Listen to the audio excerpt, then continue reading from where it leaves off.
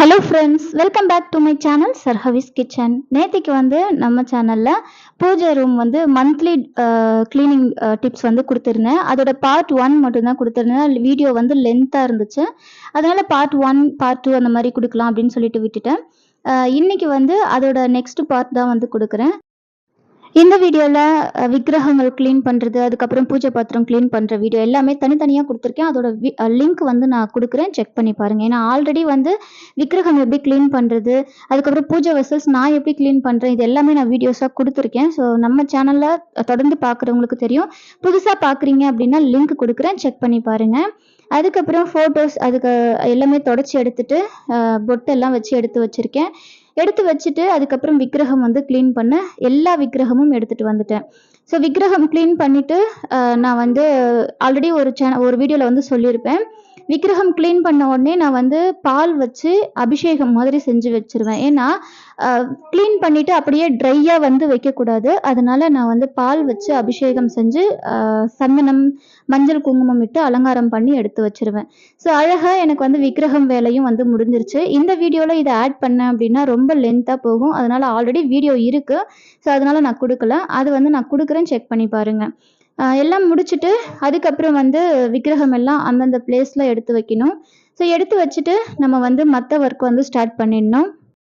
இந்த விக்கிரகம் எல்லாம் சில்வரா அப்படின்னு சொல்லி கேட்டிருக்கீங்க. சில்வர் கிடையாது. இது மெட்டல், அந்த அலுமினியம் கொடுத்து நம்ம செய்வோம் இல்லையா, ஸ்ட்ரீட் சைடு வருவாங்க, அவங்க கிட்ட செஞ்சுதான். நிறைய பேர் கேட்டுட்டீங்க இந்த முருகர் சிலை எங்கே வாங்கினீங்க அப்படின்னு சொல்லிட்டு. இது வாங்கலை, அம்மா எனக்கு வீடு கிரகப்பிரவேசம் அப்போ கிஃப்ட் பண்ணியிருந்தாங்க இந்த 3 விக்கிரகமும். ஸோ ரொம்ப சூப்பராக இருக்கும், அழகாக இருக்குது. ஆனால் இதுக்கு அபிஷேகம் செய்ய மாட்டேன். அப்படியே நடு வீட்டில் வச்சு விளக்கேற்றி வழிபாடு செய்கிறது உண்டு. ஏன்னா அபிஷேகம் அப்படிங்கிறது நம்மளுடைய கை கட்டை விரல் சைஸ் இருக்கிற விக்கிரகங்களுக்கு மட்டும்தான் அபிஷேகம் செய்கிறேன். விக்கிரகம் எல்லாம் அரேஞ்ச் பண்ணி முடிச்சாச்சு. அதுக்கப்புறம் பூஜை பாத்திரமும் க்ளீன் பண்ணி எடுத்து வச்சிருக்கேன். நமக்கு பூஜை அறை க்ளீன் பண்ணுறது, அதாவது மந்த்லி ஒன்ஸ் ரொம்ப நீட்டாக டீப் க்ளீன் பண்ணுற விஷயம் ஒரு நாள் முழுக்க நடக்கும் எங்கள் வீட்டில். ஏன்னா கிட்ஸ் இருக்காங்க, குழந்தைங்க இருக்காங்க. ஸோ அவங்களோட விளையாடிட்டு அவங்களுக்கு தேவையான விஷயங்களும் செய்யணும். ஸோ அதனால் ஒரு நாள் ஃபுல்லாக ஆகும். எனக்கு இந்த பூஜை பாத்திரம் தேய்க்கிறதுக்கே ஒரு 2:30 அந்த மாதிரி ஆயிடுச்சு. மார்னிங் நான் ஸ்டார்ட் பண்ணேன் என்னோட ஒர்க்கை. 2:30க்கு தான் நான் பூஜை பாத்திரம் தேய்ச்சி முடித்தேன். அதுக்கப்புறம் மஞ்சள், சந்தனம், குங்குமம் எல்லாம் விட்டு நான் எடுத்து வச்சுருக்கேன். பக்கத்துலேயே குழந்தைங்க இருக்காங்க. ஸோ அவங்களோட டிஸ்டர்பன்ஸும் இருக்குது. வீடியோ இருக்கும்னு நினைக்கிறேன். ஸோ உங்களுக்கு டிஸ்டர்பன்ஸாக இருந்தால் மன்னிச்சுக்கோங்க. ஸோ சந்தனம் வச்சு குங்குமம் இட்டிருக்கேன். நான் ஆல்ரெடி சொல்லியிருக்கேன், பூஜை அறை சம்மந்தப்பட்ட எல்லா பொருட்களுக்கும் இந்த ஆகர்ஷண பொடி வச்சு தான் நான் திலகம் வைக்கிறேன். ஸோ அது நல்ல ஒரு நறுமணம் கொடுக்கும், நல்ல வாசனையாக இருக்கும். அந்த பூஜை பாத்திரம் அவ்வளோ ஒரு தெய்வ கடாட்சமாக இருக்கும் நமக்கு பார்க்கறதுக்கு. அதே போல் இந்த காமாட்சி அம்மன் விளக்கு, அதாவது கஜலக்ஷ்மி விளக்கு அப்படின்னு சொல்லுவோம் இல்லையா, கஜலக்ஷ்மி விளக்குக்கு நம்ம பொட்டு வைக்கும் பொழுது கூட ஒரு 5 5 எண்ணிக்கையில் பொட்டு வைங்க, போதும். ரொம்ப அழகாக இருக்கும். நம்ம கசகசன்னு வைக்கிறத விட இந்த மாதிரி ரொம்ப சிம்பிளாக அழகாக வச்சு தீபம் ஏற்றி பாருங்களேன். அந்த விளக்கு அவ்வளோ பிரகாசமாக தெரியும். மோஸ்ட்லி நம்ம என்ன பண்ணுவோம்னா மஞ்சள், குங்குமம் அதிகமாக வச்சுருவோம். எண்ணிக்கை கணக்கு வரணும் அப்படிங்கிறதுக்காக வச்சுட்டே இருப்போம். நிறைய கசகசன்னு வச்சு விட்ருவோம். அது அழகாக தெரியாது பார்க்கறதுக்கு. ஸோ இந்த மாதிரி வச்சு பாருங்கள், ரொம்ப அழகாக நீட்டாக இருக்கும் பார்க்கறதுக்கே. ஸோ நான் இப்படி தான் மெயின்டைன் பண்ணுறேன். மற்ற தீபங்களை காட்டிலும் நம்ம காமாட்சி அம்மன் விளக்கு அல்லது கஜலக்ஷ்மி விளக்கெல்லாம் ஒரு வாரம் தேய்க்கல அப்படின்னாலே ஒரு மாதிரி பாசி பிடிச்ச மாதிரி ஆயிடும். அதனால எப்பவுமே விளக்கு வாரம் ஒரு முறை நம்ம க்ளீன் பண்ணி வைக்கிற மாதிரி பாருங்க. நிறைய பேர் இந்த டவுட் கேட்டுட்டே இருக்கீங்க, 15 days ஒன்ஸ் கழுவுனா போதும்ல, இல்லை மந்த்லி ஒன்ஸ் க்ளீன் பண்ணி வச்சா போதும்ல அப்படின்னு சொல்லிட்டு. உங்களுடைய பூஜை பாத்திரம் க்ளீனாக இருக்குது அப்படிங்கிற பட்சத்தில் ஒன்றும் பிரச்சனை இல்லை. ஆனால் விளக்குகள் எப்போவுமே அழுக்கு படிஞ்சதாவோ அல்லது பாசி படிஞ்சதாவோ இருக்கவே கூடாது. அந்த மாதிரி பார்த்துக்கோங்க. ஸோ அப்படி இருந்துச்சு அப்படின்னா உடனடியாக எடுத்து சுத்தம் பண்ணி வைங்க. அதுதான் நல்லது. எப்போவுமே சுத்தமான பொருட்கள், சுத்தமான விளக்கு, சுத்தமான தீப எண்ணெய், இது மாதிரி விஷயங்களை தான் நம்ம கடவுளுக்கு கொடுக்கணும். ஸோ அதனால தான். அதுக்கப்புறம் எல்லாம் க்ளீன் ஆயிடுச்சு. பிள்ளையார் மனை வச்சு பிள்ளையாரையும் நான் வச்சாச்சு. இந்த பிள்ளையார் மனை கேட்டுருக்கீங்க. இது அம்மா வீட்டு சீர் வரிசையில் கொடுப்பாங்க இல்லையா, ஸோ அந்த பிள்ளையார் மனை தான் இது. இந்த மனை வந்து ஆக்சுவலி எல்லா பாத்திர கடைகள்லயும் கிடைக்குது. இப்போ புதுசா பொண்ணுக்கு வந்து சீர் குடுக்கணும், பூஜை பாத்திரங்கள் வாங்குறாங்க அப்படின்னா, அங்க வந்து இது அப்படியே செட்டாவே நமக்கு வந்து வந்துருது. அப்படி இல்லனாலும் பூஜை பாத்திரங்கள் கடையில வந்து ரொம்ப ஈஸியா நமக்கு வந்து கிடைக்குது. ஸோ இந்த மாரி வேணும் அப்படின்னா, பாத்திர கடைகள்ல வந்து வாங்குங்க. இது வந்து ஆன்லைன் பர்ச்சேசிங் வந்து அவ்ளோ கம்ஃபர்டபுளா இருக்காது. ஸோ அதுக்காக தான். அதுக்கப்புறம் நம்ம வந்து ஆல்ரெடி எடுத்து வச்சிருக்கோம் இல்லையா? காயினு, கலசத்தோட அரிசி இதெல்லாம் வந்து மறுபடியும் ரீஃபில் பண்ணி, மறுபடியும் நம்ம வந்து அரேஞ்ச் பண்ண வேண்டியது தான். இந்த காயின் வந்து நீங்க ஏன் சேவ் பண்றீங்க? ஏதாவது வேண்டுதலா? அப்படின்னு சொல்லி கேட்டிருக்கீங்க.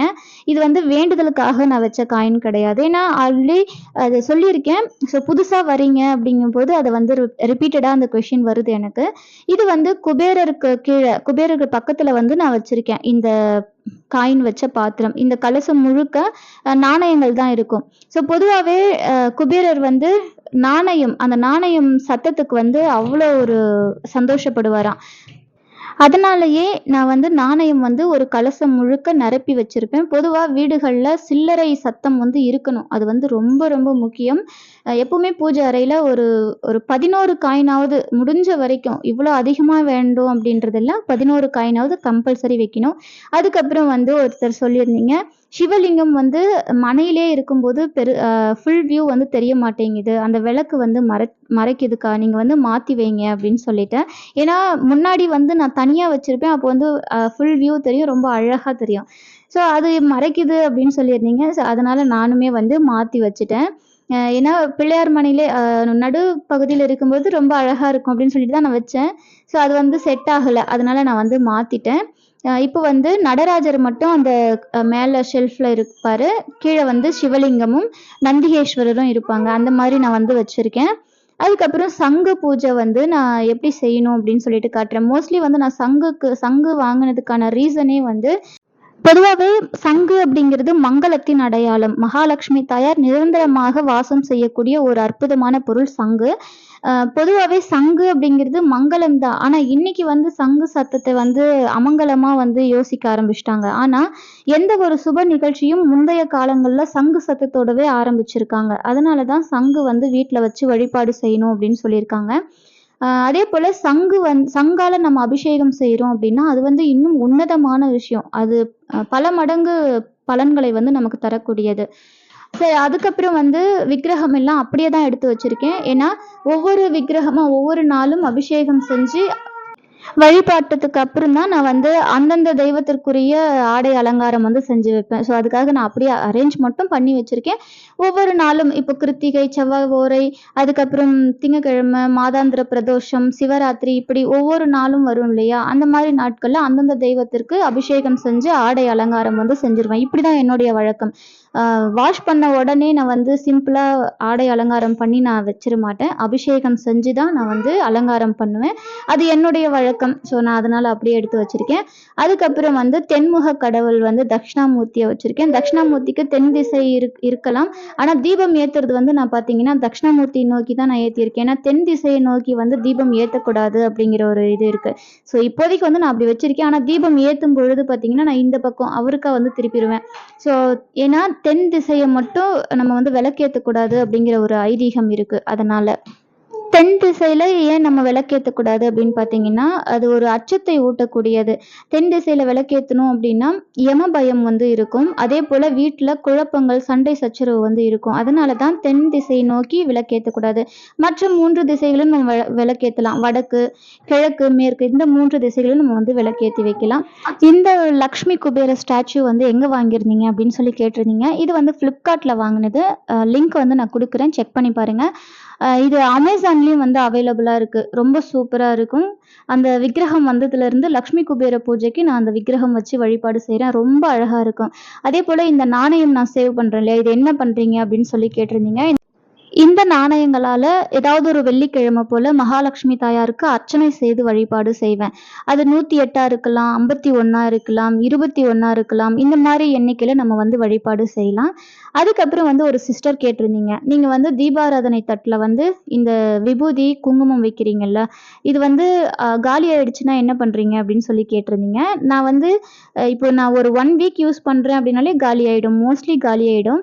ஏன்னா அவர் வந்து எப்பவுமே நெத்தி நிறைய விபூதி இட்டு குங்குமம் வந்து வச்சுட்டு போவாரு. எங்க வீட்ல எல்லாருமே விபூதி வந்து வச்சுப்பாங்க. அதனால ஈஸியாவே வந்து இந்த பிளேட்ல இருக்கிற குங்குமம் வந்து காலியாயிடும். அதேபோல நம்ம ஒரு தடவை கிளீன் பண்றோம் அப்படின்னா, மறுபடியும் ரீஃபில் பண்ணி வைப்பேன்.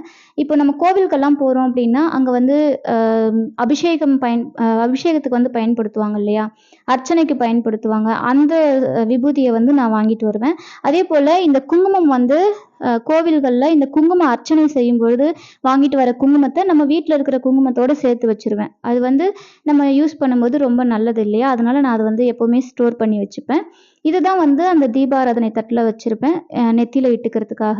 ஸோ தெய்வங்களுக்கு காட்டும்பொழுது நம்ம வந்து எடுத்து நெத்தியில வச்சுக்கலாம் இல்லையா? குழந்தைங்களுக்கும் அந்த பழக்கத்த வந்து நம்ம சொல்லிக் குடுக்கலாம். ஸோ இப்படிதான் என்னோட பூஜை அறைய வந்து நான் மெயின்டெயின் பண்றேன். நெறைய பேருக்கு இருக்கிற டவுட்டு, பூஜை அறைய எப்பவுமே இதே மாதிரி வச்சுட்டு இருக்க முடியுமா அப்படின்னு. கண்டிப்பா வச்சுட்டு இருக்கலாம்.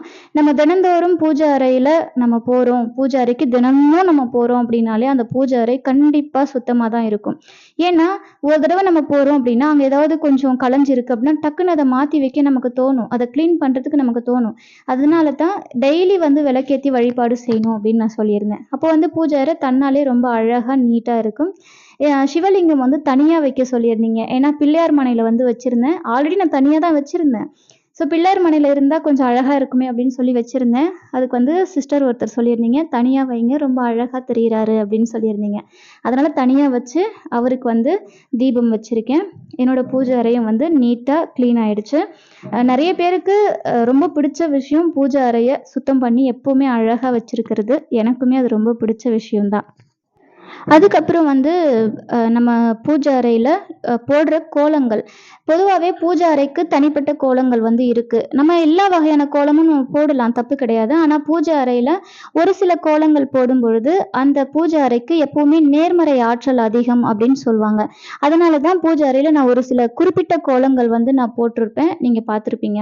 மோஸ்ட்லி வந்து என்னோட பூஜை அறையில ஸ்வஸ்திக்கு, ஸ்ரீம் அந்த எழுத்து, அதுக்கப்புறம் வந்து ஓம் அப்படிங்கிற எழுத்து, விளக்குகள், தாமரை பீடம், அதேபோல மகாலட்சுமி தாயாருடைய பாதங்கள், ஐஸ்வர்ய கோலம், குபேர கோலம், சட்கோண கோலம், இந்த மாதிரி கோலங்கள் தான் பூஜை அறையில நான் போட்டிருப்பேன். மேல ஷெல்ஃப்ல வந்து முன்னாடி நான் கோலம் போடுவேன். ஏன்னா 2 ஷெல்ஃப்லயுமே வந்து கோலம் போட்டு தான் இருந்தேன். இப்போ வந்து அந்த விக்கிரகங்கள், பூஜை பாத்திரங்கள், விளக்குகள்லாம் வைக்கும்போது, அந்த பச்சரிசி மாவு வந்து என்ன ஆகுதுன்னா, கலஞ்சிருது. அப்போ வந்து பார்க்கறதுக்கே ஒரு மாரி மெஸ்ஸியா இருக்கு. அதனால வந்து நான் மேல வந்து அப்படியே விட்டுட்டேன். நீட்டா இருக்கட்டும் அப்படின்னு சொல்லிட்டு, கீழ ஷெல்ஃப்ல மட்டும் நான் வந்து ரெகுலரா கோலம் போட ஆரம்பிச்சுட்டேன். அதுக்கப்புறம் வந்து நம்ம பூஜை அறையில தினந்தோறும் கோலம் போடுற வழக்கம் எனக்கு இல்லைங்க. ஏன்னா பூஜை அறை வந்து கொஞ்சம் பெருசு. இப்போ ஒரு கோலம் போடணும் அப்படின்னா, டக்குன்னு நம்ம போட்டு விட்டுறலாம். ஆனா, என்னோட பூஜை அறை வந்து ரொம்ப பெருசு நீங்க பார்த்துருப்பீங்க. கிட்டத்தட்ட ஒரு 6, 7 கோலம் போடுற மாதிரி இருக்கும். அதையே நான் மேனேஜ் பண்ணி இந்த மாரி கம்பியெல்லாம் இழுத்து விட்டு சென்டர்ல மட்டும் கோலம் போட்டு வச்சிருப்பேன். ஸோ, அதனால வந்து நான் வீக்லி ஒன்ஸ் தான் வந்து நான் கோலம் வந்து போடுறேன். மத்தபடி தினந்தோறும் வாசல் தெளிச்சு கோலம் போடுறது அப்படிங்கிறது வேற. ஆனா பூஜை அறையில வந்து நான் இப்படிதான் அதாவது வாரத்துல ஒரு தடவ நான் வந்து கோலம் போட பார்த்துப்பேன். அதேபோல பச்சரிசி மாவால பூஜை அறையில கோலம் போடுங்க. இந்த ஸ்டிக்கர் வந்து வாங்கி ஒட்டிடுறோம் இல்லையா? அத வந்து முடிஞ்ச வரைக்கும் தவிர்க்கலாம். ஏன்னா, பச்சரிசி மாவால கோலம் போடும்பொழுது நம்முடைய கர்ம வினைகள் வந்து நீங்கும் அப்படின்னு சொல்லுவாங்க. ஏன்னா, பச்சரிசி மாவால கோலம் போட்டா, நம்ம சின்ன சின்ன உயிர்கள், நமக்கு கண்ணுக்கு தெரியாத உயிர்கள் கூட அத வந்து உணவா எடுத்துக்கும் பொழுது, நம்மளுடைய பாவங்கள் வந்து தீரும் அப்படின்னு சொல்லுவாங்க. அதனால பச்சரிசி மாவால முடிஞ்ச வரைக்கும் கோலம் போடுங்க. இல்ல அப்படின்னா வீக்லி ஒன்ஸாவது கண்டிப்பா ஒரே ஒரு கோலமாவது பச்சரிசி மாவால கோலம் போடுங்க. இந்த ஸ்டிக்கர் வாங்கி ஒரு பெர்மனன்ட்டா ஒட்டிடுறது, பெயிண்ட்ல கோலம் போட்டுறது, இதெல்லாம் வந்து கொஞ்ச நாளைக்கு அழகா தெரியும். நம்ம ரெகுலரா யூஸ் பண்ண அதோட அழகு வந்து மங்கிட்டே இருக்கிற மாதிரி இருக்கும். பெருசா வந்து பார்வைக்கு அழகா தெரியாது. எப்பவுமே நேச்சுரலா அழகா கோலம் போடுறது தான் வந்து அழகா தெரியும். ஸோ அந்த மாரி நீங்க ட்ரை பண்ணி பாருங்க. அதுக்கப்புறம் வந்து நம்ம சேனல்ல வந்து குபேர கோலம், ஐஸ்வர்ய கோலம் வந்து தனித்தனியா வீடியோ குடுங்கக்கா. அது வந்து நாங்களும் போடுறோம் அப்படின்னு சொல்லியிருந்தீங்க. நெறைய வந்து YouTubeல இன்னைக்கு ஐஸ்வர்ய கோலம், குபேர கோலம்லாம் இருக்கு. ஸோ இருந்தாலும் நம்ம சப்ஸ்கிரைபர் வந்து கேட்டிருக்கீங்க. கண்டிப்பா அதுக்கு வந்து நான் தனியா வீடியோ குடுக்குறேன். ஏன்னா இதுவரைக்கும் நான் கோலம் வீடியோ வந்து தனியா குடுத்தது இல்ல. சும்மா ஓரலா வீடியோ வந்து பார்த்துருப்பீங்க. ஆனா கோலம் போடுற வீடியோ நான் காட்டுனதில்ல. ஸோ மேபி முடிஞ்சிச்சு அப்படின்னா கண்டிப்பாக அந்த வீடியோ வந்து ஷேர் பண்ணுறேன். ஐஸ்வர்ய கோலம் அப்படிங்கிறது வீட்டில் அவ்வளோ விசேஷமான கோலம். எப்பவுமே பூஜை அறையில் ஐஸ்வர்ய கோலம் வந்து போட்டு வைங்க. ரொம்ப ரொம்ப நல்லது. முடியல அப்படின்னா இந்த மாதிரி ரொம்ப சிம்பிளாக ஒரு குபேர கோலமாவது போட்டு வைங்க. ரொம்ப ரொம்ப ஒரு பாசிட்டிவ் வைப்ரேஷன் வந்து இருக்கும். நம்ம வீட்டில் இருக்கிற கடன் சுமையாக இருக்கட்டும், இல்லை பணம் கஷ்டம், நிம்மதி இல்லாத பிரச்சனை, இந்த மாதிரி விஷயங்கள்லாம் தீரும். நம்ம வீடுகள்ல எப்பவுமே அலங்காரமா இருக்க வேண்டிய ஒரு அறை அப்படின்னு பார்த்தீங்கன்னா, அது பூஜை அறை தாங்க. நம்ம எந்த அளவுக்கு பூஜை அறைய ரொம்ப அழகா, மங்களகரமா வச்சிருக்கோமோ, அந்த அளவுக்கு நம்மளுடைய வாழ்க்கையும் செழிப்போட, சந்தோஷத்தோட, நிம்மதியோட இருக்கும்.